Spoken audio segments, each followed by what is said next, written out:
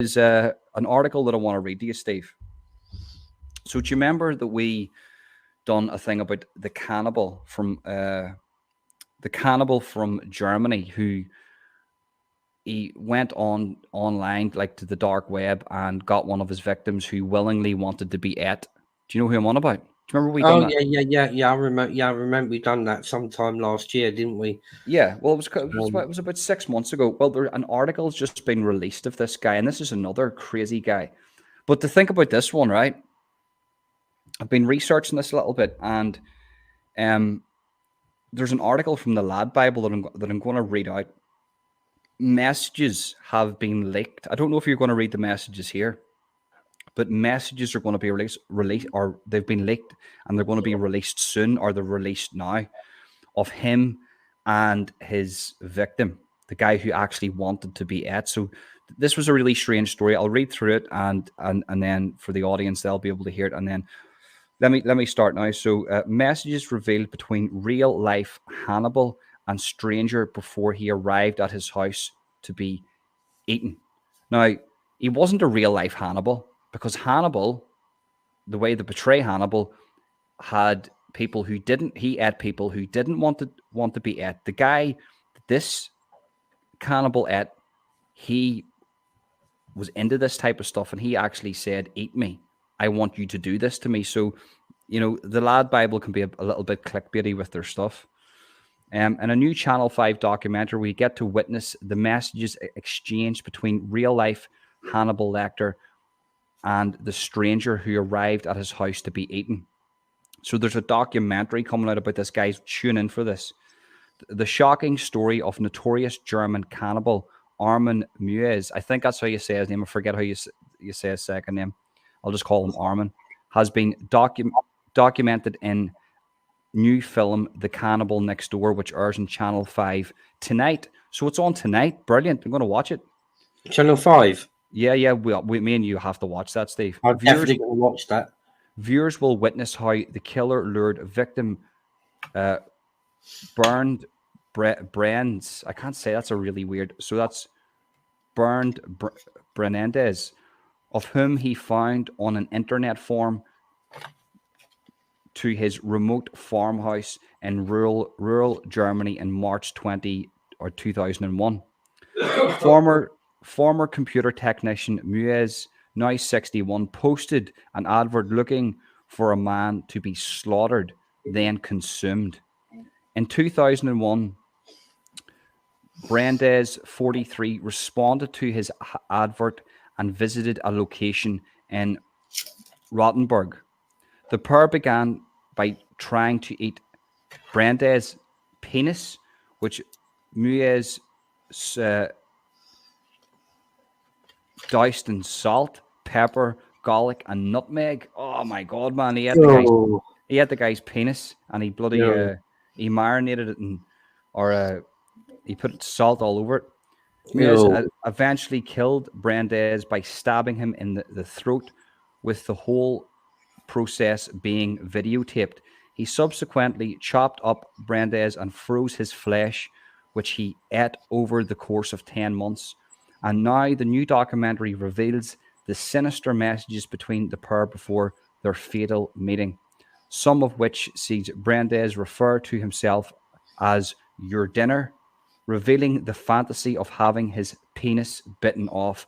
That's what I'm trying to say. This guy had fantasies of having his penis, but he wanted to be ate. He had this fantasy of being ate, and he just met a cannibal on the dark web that was willing to eat people. So hold on. He said, "I like to feel and see your teeth, then I'll be ready for slaughter." Crime expert Professor Mark T. Hoffman told The Sun that these online forums can encourage people to live out their fantasies. He said, "Some people believe these forums prevent crimes by giving people a chance to fantasize and get some gratification without actually doing it. In reality, what they do is fuel a fantasy with pictures, videos, and extreme dirty talk, and that makes it more likely that people will go further and further and act out these fantasies, even if it's unlikely. And I would say 90% of members in these forums won't do anything extreme. There are people who may do it, and the forms make that more likely. The professor believes Meiwes was not driven by the thought of killing, but of butchering the body afterwards. It was a post mortem fantasy of cutting up a dead body and removing the inner organs, Hoffman said. On the one hand, it was a desire to combat loneliness by having someone inside that never leaves. And that's what it's like to talk about because it sounds more peaceful. But at the same time, there was clearly a sexual component. In January 2004, Meiwes was convicted of manslaughter and sentenced to 8 years and 6 months in prison. But after a retrial in May 2006, he was convicted of murder and sentenced to life in prison. The the cannibal, that they've messed that up. The symphonist for the cannibal next door reads the shocking story of Armin Meiwes, one of the world's most notorious cannibals, told by those close to the case, uncovers how the killer and the victim came together on one fatal night. The show airs on Channel 5 tonight, 26th of April at 9 p.m. Sorry if I butchered reading that there. I am an idiot. But what I will say, Steve, right? It's going to be really interesting because whenever we broke down that one, whenever we done that first video on Armin himself, and I could actually, back then I could actually pronounce his name a lot better, I think, because I practiced it.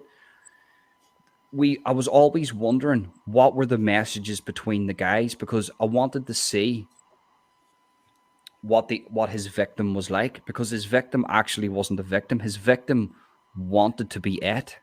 That was the crazy thing about this. Armin, I do believe, used to look after kids like as a babysitter in the local area, and all the kids said he was a nice guy. He got on well with his neighbors. Armin even said that I'm not going to hurt anybody that doesn't want to be hurt. I'm not that type of a person. You could trust me and I won't hurt you. I won't eat you. So was this quite more into the fantasy side of it as opposed to being a real Hannibal? Because a Hannibal wouldn't care, would it? It'll probably get off on the fact that people were scared of, you know. So is this guy in the fantasy bracket, or is he on that other spectrum? So like it's more like he wanted to do it. It was a fantasy run wild, but he didn't want to hurt somebody that didn't want to be hurt. So this guy, he met a guy, like 1 in a million chance to meet a cannibal, to meet a guy that wanted to be it, that had these fantasies of death. Basically, the only way that this guy could get his kicks was to die, which is strange. And he met this guy, and there was these text messages sort of prove that Armin here was just a person in this scenario that done what this guy wanted him to do. Now, he's still a cannibal. He still chopped your guy up and ate him for 10 months and had him for Christmas dinner, because he should be locked up. He should be locked up forever, this guy. But the reality is that this one is a spectrum, because he's not a serial killer. He is a murderer, but only to a guy who wanted to be murdered and ate.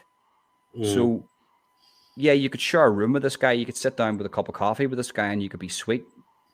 You could let your kid run about. He's not going to grab your kid and try to eat your kid. But if you say to him, mate, here, I'll throw you a few pound there and you can eat me, he'll go, yeah, sure. No worries. I'll do that for you. You know, it's obviously mental health. You know, he's mentally ill, like. Gotta be. I mean, I don't know if this was the first time this guy had ever done it, or had he done it previous? Did he have any previous? This was his very first time. One and done. Wow. I mean, for somebody to have the fantasy of wanting to be it, if that was how it was, this guy had a fantasy wanting to be it, then surely he what was he thinking at the time? Because obviously he'd want to be alive to tell people what it felt like, but obviously he's had the fantasies wanted to be it, and then on the opposite side you've got see, that's hard to take in from a guy that wants to eat somebody. Well, the other guy he has this other softer side, you know, that he can be left around kids. I mean, Well, I'm not That's saying this. I'm not advocating leaving kids around him. Don't be leaving kids around him, right? no. I mean, by him Yeah. being a babysitter and people Yeah. expressing the opposite of how he wanted to portray himself in this fantasy of wanting to eat someone. I mean, that's quite weird, because wouldn't you think that if that guy was that cat? But then that's the difference between fantasy and actually going out deliberately to hurt and kill and eat somebody. You know, that's never really heard of, is it? It's either one or the other, you know. But this guy seems to be quite smack bang down the middle.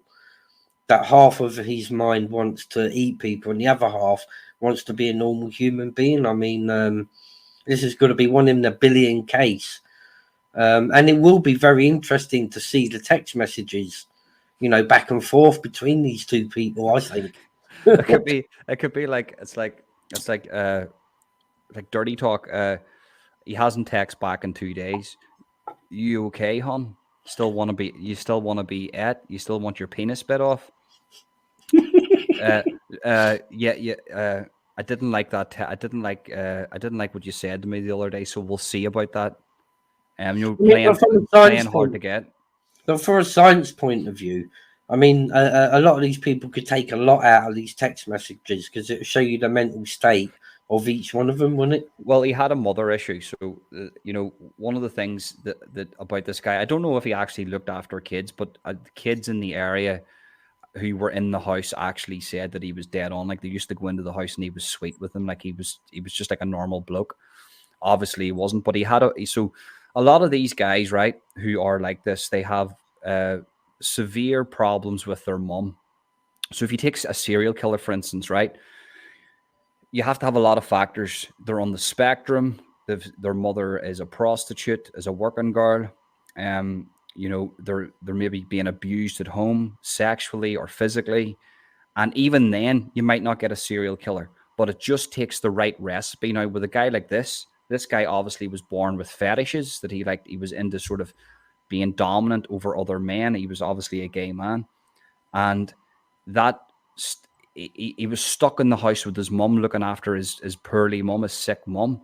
And because he wasn't able to go out into the world and just, I don't know, just have sex like normal people, whether that be with a bloke or a woman, it festered inside of him, and he was sitting on the dark web, talking shit with people, as they done back. See, in 2001, see the amount of people on the dark web. There was a lot of people on the dark web because it was totally encrypted. And it just festered inside of him and grew and grew and grew. That's why I always say, right, see, when it comes to young people today, I feel so sorry for them, because I know it's a bit of an offshoot from what we're talking about, because there's so many lads out there and so many women out there with these expectations on them that they need to be a certain way because of social media and the mainstream media, that it's, we don't have to be like that. Do you know what I mean? And there's a lot of frustrations of young lads growing up. Maybe they can't get a girl. Maybe girls have to think that maybe they can't get a bloke, or everybody's got turkey teeth and Botox at the age of 15. That's not what life is. People aren't like that. Plus, we're living in a weird time where there's so much porn just out there for people to see. Like, I think there was a crazy statistic where a 17-year-old boy has seen more beautiful naked women than all the kings previous in the past 2,000 years combined. That's bound to do something to people. That's bound to fuck people up in the head, because we're not supposed to be like that. Do you know what I mean? Yeah. You get what I'm saying, don't you? So this guy was sitting in the house. He wasn't getting out. He wasn't going out getting his end away with other men or women. And these sexual, for instance, if I'm sitting in the house, Steve, right, and there's something going through my head, it doesn't have to be a sexual thing. It could be anything.